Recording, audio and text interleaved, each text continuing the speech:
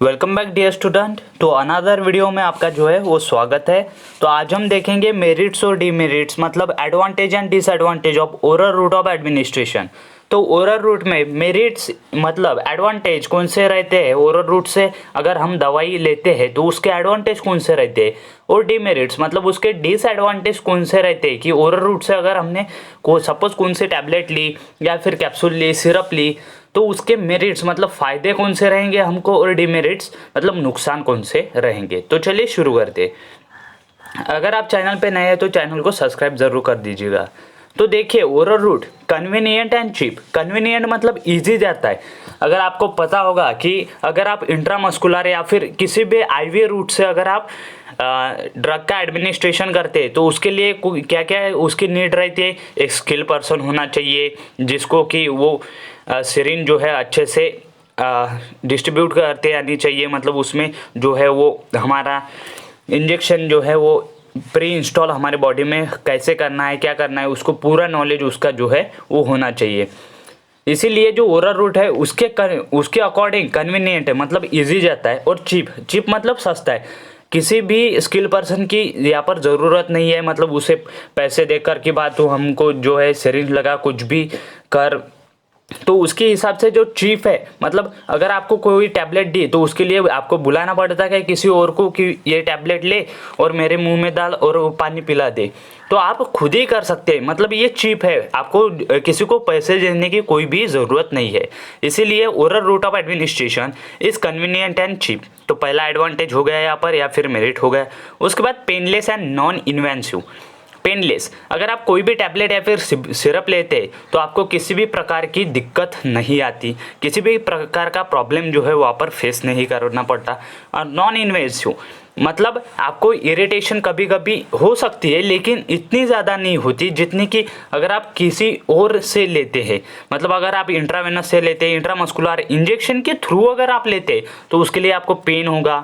उसके बाद आपको वो स्वैप जो है कॉटन स्वैप, उससे क्या करेंगे, वाकई जो जर्म्स है वो किल करेंगे, और उसके बाद जो है आपको इंजेक्शन लगाएगा, और उसके बाद इंजेक्शन लगाने के बाद वहाँ पर थोड़ा जो है वो पेन होता है। तो इसी के लिए ओरल रूट जो है वो पेनलेस और नॉन इन्वेंसिव रहता है। पहला कौन सा रहता है, कन्वीनियंट एंड चीप। दूसरा पेनलेस एंड नॉन इन्वेंसिव। तीसरा does not need a skilful assistant. तो देखिए, मैंने आपको पहले ही इसमें बता दिया कि चीप है, मतलब किसी भी स्किलफुल पर्सन की यहाँ पर ज़रूरत नहीं है। उसके बाद solid dosage form can be administer. जो भी हमारा सॉलिड डोसेज फॉर्म रहता है वो कैन बी एडमिनिस्टर रहता है। मतलब अगर आप इंजेक्शन के थ्रू अगर आप कोई भी दवाई लेना चाहते तो उसके लिए जो है आपको लिक्विड फॉर्म में या फिर सस्पेंशन फॉर्म में जो है वो लेना पड़ेगा। लेकिन और जो सॉलिड है वो आप इंजेक्शन के थ्रू जो है वो आपके बॉडी में एडमिनिस्टर नहीं कर सकते। लेकिन ओरल रूट से आप solid, semi solid, suspension, liquid, gases, इन सारे फॉर्म्स में जो है वो ड्रग का आपके बॉडी में एडमिनिस्ट्रेशन कर सकते हैं। तो solid dosage form can be administered. उसके बाद safer retrieval of drug is possible by emesis and enema. तो देखिए, अगर आपको दवाई लेने के बाद कोई भी दिक्कत आती है तो आपको वो दवाई जो है वो आपके बॉडी के बाहर भी निकालते आती है, जैसे कि इमेसिस करके या फिर इनेमा करके। उसके बाद उसके देख लेते हैं डीमेरिट्स मतलब डिसएडवांटेज। तो ओरल रूट के डिसएडवांटेज कौन से हैं, अनसुटेबल एट इमरजेंसी कंडीशन। तो ओरल रूट अगर आप इमरजेंसी कंडीशन पे देते हो, मतलब अगर पेशेंट अनकॉन्शियस है तो अनकॉन्शियस है तो वो अपना मुंह काहे को खोलेगा, तो उसकी वजह से जो है वो इमरजेंसी केसेस में इसे यूज़ नहीं किया जा सकता। अगर मुंह भी उसने खोल दिया, ज़बरदस्ती भी हमने उसमें ड्रग का एडमिनिस्ट्रेशन कर दिया, फिर वो जो है अपना यूज़ोफेगस है उसके थ्रू जो है वो कैसे निकलेगा उस दवाई को या फिर उस सिरप को या फिर एनी अदर ड्रग को। तो इसी के लिए ये अनसुटेबल है। वही अगर आप इंजेक्शन के थ्रू देखते तो इंजेक्शन आपके बॉडी में कहीं किसी भी कंडीशन में एडमिनिस्ट्रेशन किया जा सकता है। सलाइन के थ्रू किया जा सकता है या फिर इंजेक्शन के थ्रू आपके बॉडी में दवाई का एडमिनिस्ट्रेशन जो है वो किया जा सकता है। तो ओरल रूट में अनसुटेबल रूट है इमरजेंसी कंडीशन के लिए। उसके बाद cannot be given to the unconscious और नॉन कोऑपरेटिव पेशेंट। तो पहले ही इसमें डिस्कस किया कि इमरजेंसी कंडीशन में इसका यूज़ नहीं होता, मतलब जो भी अनकॉन्शियस या फिर नॉन कोऑपरेटिव पेशेंट है उसमें इसका जो है ओरल रूट से ड्रग का एडमिनिस्ट्रेशन नहीं करते आता। जैसे किसी को वोमिटिंग हो रही, तो अगर आप उसे ओरल रूट से जो है दवाई दे रहे तो उसे वोमिटिंग हो रहे, तो साथ ही साथ वो क्या करेगा, वोमिटिंग के साथ जो आपने दवाई दी थी वो एक्सक्रीट आउट या फिर बाहर फेंक देगा। तो इसी के लिए ओरल रूट जो है वो अनसूटेबल है। उसके बाद streptomycin and gentamicin can not observe through the GIT. जो स्ट्रेप्टोमाइसिन और जेंटामाइसिन रहता है वो ऑब्जर्वर नहीं होता जीआईटी थ्रू। मतलब क्या होता है कि गैस्ट्रोइंटेस्टाइनल ट्रैक्ट में जो स्ट्रेप्टोमाइसिन और जेंटामाइसिन रहता है आपका, अगर आप ओरल रूट से लेते हो तो गैस्ट्रिक जूस मतलब आपका जो यसियर रहता है वो क्या करता है, स्ट्रेप्टोमाइसिन और जेंटामाइसिन को कुछ तो दिक्कत ऐसी प्रोड्यूस करता है कि ज़रा मतलब उसकी अगर क्वांटिटी 100% में है तो उसकी क्वांटिटी 50%, 70% या फिर 30% पे भी वो ला सकता है जो गैस्ट्रिक जूस है। अगर वही आप अगर स्ट्रेप्टोमाइसिन और जेंटामाइसिन को इंजेक्शन या फिर सलाइन के थ्रू अगर आपके बॉडी में इंस्टॉल करते तो वो 100% एक्यूरेट डायरेक्ट आपका ब्लड में एब्जॉर्ब हो जाएगा और साथ ही साथ आपकी जो भी एक्शन है वो वहाँ पर वो प्रोड्यूस करेंगे।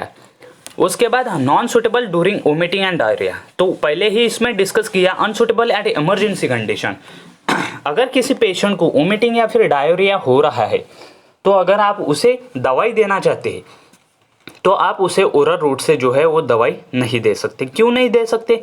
क्योंकि अगर आप किसी भी पेशेंट को, वोमिटिंग वाले पेशेंट को या फिर किसी भी पेशेंट को दवाई देते हो तो वो क्या करेगा, दवाई तो ले लेगा लेकिन उसे जो है वो वैसी फीलिंग नहीं आएगी और उसके बाद क्या होगा कि उसका जो सेंट्रल नर्वस सिस्टम है वो वोमिटिंग सेंटर को एक्टिवेट करके जो है वो वोमिटिंग की प्रोसेस को एक्टिव कर देगा और साथ ही साथ जो आपकी ड्रग ली हुई है उसे भी बाहर एक्सक्रीट आउट कर देगा।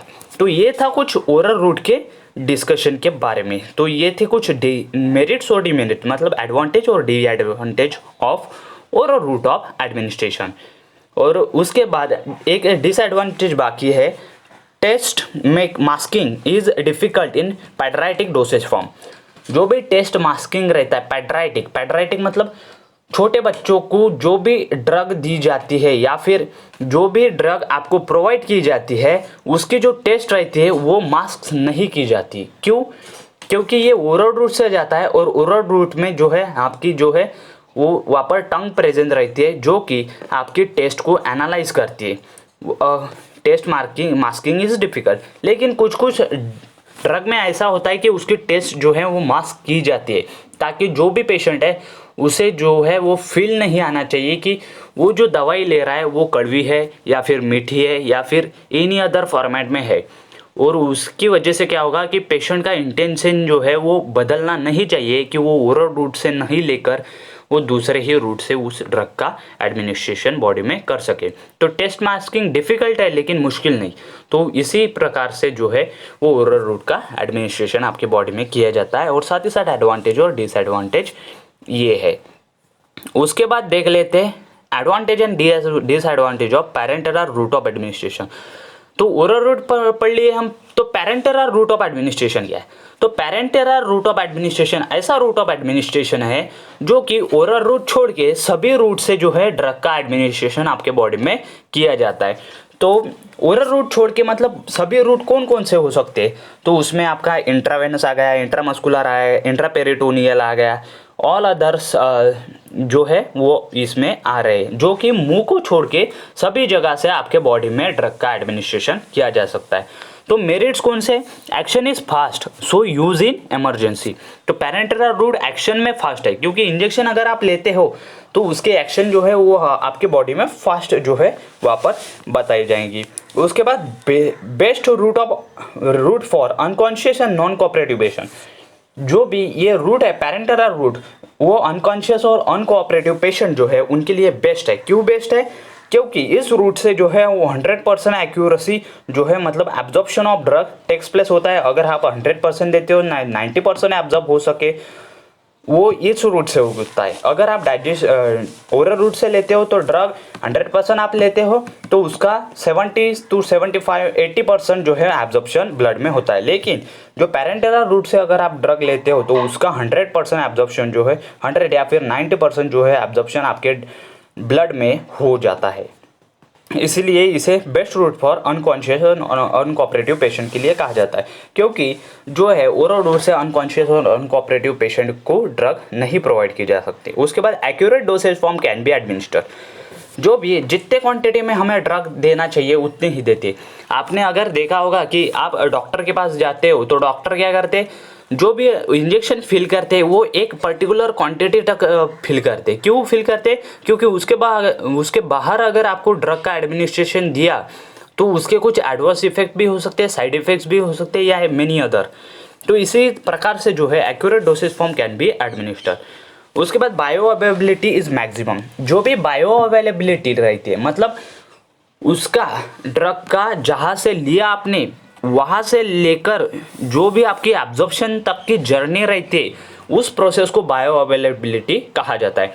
मतलब अगर आपने 100% ड्रग का जो है वो सेवन किया इंट्रावेनस या फिर पैरेंटरल रूट से, तो 100% में की जो है भी ड्रग है आपकी कितनी परसेंट एब्जॉर्ब हुई, सपोज 85% आपकी जो है वो ड्रग एब्जॉर्ब हुई, तो उस ड्रग का 85% जो है वो आपकी बायो अवेलेबिलिटी रहती है उस ड्रग की इन पैरेंटरल रूट ऑफ एडमिनिस्ट्रेशन।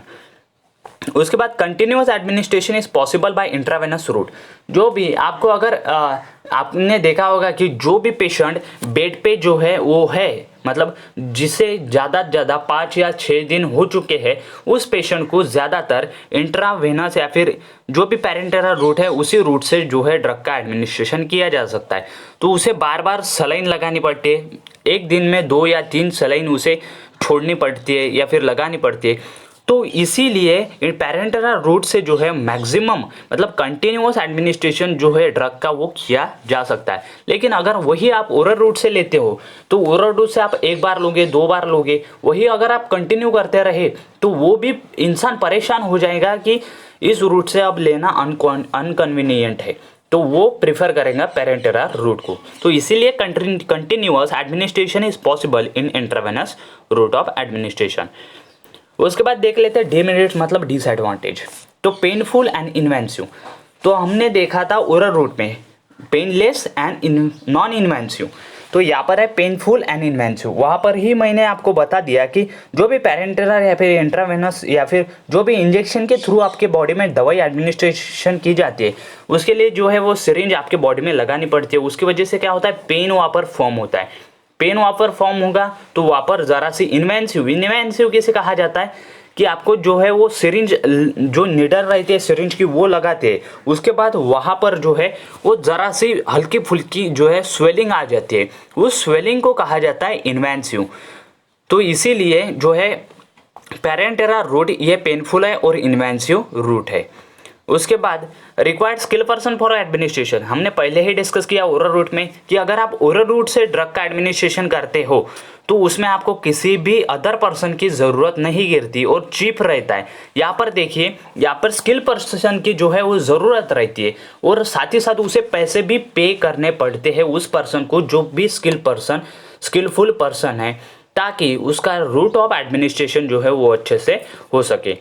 उसके बाद देख लेते हैं costlier due to sterility. Costlier due to sterility मतलब जो भी आप ड्रग एडमिनिस्ट्रेशन करना चाहते हैं अपने बॉडी में वो माइक्रो ऑर्गेनिज्म फ्री रहना चाहिए। माइक्रो ऑर्गेनिज्म फ्री क्यों, क्योंकि अगर उसमें माइक्रो ऑर्गेनिज्म चले गए तो वो डायरेक्ट आपके काय में जाएंगे, ब्लड में जाएंगे, और ब्लड जो है वो आपके थ्रू आउट द बॉडी जो है सर्कुलेट होता है। इसकी वजह से जो है उस ड्रग का स्टेरिलिटी करना मोस्ट इम्पॉर्टेंट रहता है, ताकि जो भी माइक्रो ऑर्गेनिज्म है वो उस ड्रग के थ्रू अपने बॉडी में नहीं जा सके और साथ ही साथ उसके जो भी डिसएडवांटेज या फिर साइड इफेक्ट है वो अपने बॉडी में प्रोड्यूस नहीं कर सके। तो इसीलिए इसका स्टेरिलिटी किया जाता है और स्टेरिलिटी के लिए पर्टिकुलर एपरेटस लगते हैं, पर्टिकुलर उसकी स्टोरेज कंडीशन रहती है। इसके लिए जो भी खर्चा आता है उसके हिसाब से जो है ये रूट ऑफ ड्रग एडमिनिस्ट्रेशन ज़्यादा कॉस्टलियर मतलब महंगा गिरता है than oral route of administration. उसके बाद retrieval of drug is not possible. Retrieval of drug possible नहीं है, मतलब अगर आप इंजेक्शन के थ्रू उस पेशेंट को अच्छी भी दवाई दे रहे हो या फिर बुरी भी दे रहे हो, तो भी आप उस अच्छी भी दवाई को वापस नहीं ले सकते या फिर बुरी भी दवाई को वापस नहीं ले सकते। इसीलिए जो डॉक्टर रहते हैं वो सोच समझ कर, या फिर जो नर्सिंग स्टाफ रहता है वो सोच समझ कर ही पेशेंट को जो है पैरेंटेरल रूट से ड्रग का एडमिनिस्ट्रेशन कराते हैं, ताकि उससे जो है वो साइड इफेक्ट नहीं हो सके। तो कुछ कुछ क्या करते हैं कि इस रूट से क्या करते हैं, मैं वो नहीं बता रहा हूँ कि वो इंटेंशन रहता है, लेकिन बाय चांस गलती से उनसे जो है वो रॉन्ग डोजेज फॉर्म जो है वो वहाँ पर प्रोवाइड होता है। अगर वही ओरल रूट में अगर रॉन्ग डोजेज फॉर्म प्रोवाइड होता है तो वो एनेमा के थ्रू जो है वो किया जा सकता है, लेकिन यहाँ पर जो है वो नहीं हो सकता है।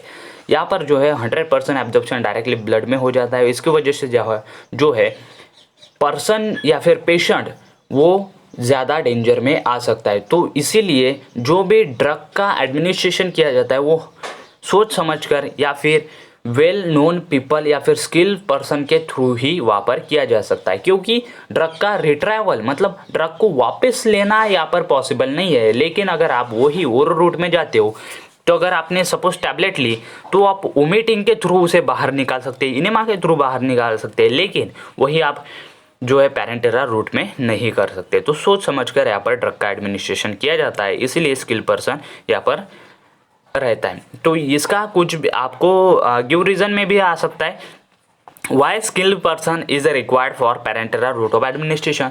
तो आपको ये सभी बताना है कि पैरेंटेरल रूट में स्किल पर्सन रिक्वायर्ड क्यों रहता है, क्योंकि जो है उसे सोच समझ कर, मतलब जो भी हमारा डॉक्टर रहता है, doctor has to administer the medicine to the patient in particular way that there is no poisonous treatment is given to the patient। जो भी उस पेशेंट को जो है वो पॉइजनस ट्रीटमेंट नहीं देनी चाहिए या फिर उसमें जो है साइड इफ़ेक्ट नहीं बताने चाहिए, इसीलिए जो है वो स्किलफुल पर्सन यहाँ पर रहता है। उसके बाद strict aseptic condition is to be followed to avoid infection and abscess of side administration. जो है असेप्टिक कंडीशन यहाँ पर रखी जाती है ताकि माइक्रो ऑर्गेनिज्म का एंट्री नहीं हो सकती है अपने बॉडी में। Thank you for watching the video till and. Like the video, share with your friend. Thank you and have a good day.